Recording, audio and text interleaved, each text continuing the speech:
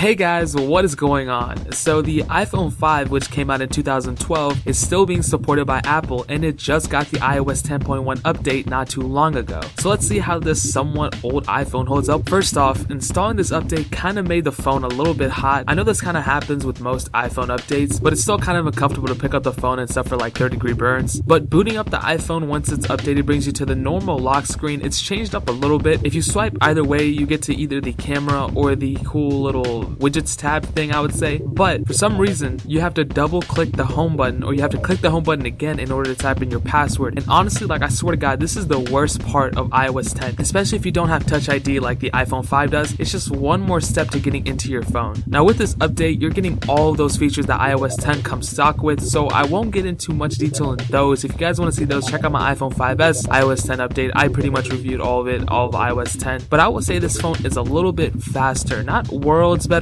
but it is a bit more speedy. But at the same time, I feel like it's a little bit choppier. Now don't get me wrong, I'm not expecting too much from this, but iOS 9.3.5 animations were pretty smooth, so I'm not really sure what happened. To get what I mean, here I'm opening up apps, and if you see that I open up an app and it loads up faster, but it doesn't necessarily mean the whole app is loaded. So it brings the app to the screen, but it hasn't loaded the full app yet. So I feel like the speed thing just made the apps open up faster, but it doesn't necessarily mean the apps loaded faster. Now gaming on this update is kind of a mixed bag as well. If I throw Real Racing 3 on it, it does chop up a little bit, and the phone does heat up a little bit as well, but Real Racing 3 is completely playable. Most 3D games will play. There's going to be a bit of choppiness and heat on it, so expect it. And as usual, I did my tempo run test, and that ran flawless as well. Battery life was also pretty much the same. I wouldn't really say it was better, but I wouldn't say it was worse either. I really think my biggest gripe with this update was a little bit of choppiness in the animations, the battery life not being improved, and double clicking on the home button in order to unlock the phone. The camera also didn't make any astonishing improvements with this new update. I feel like the shutter speed has improved, so taking a photo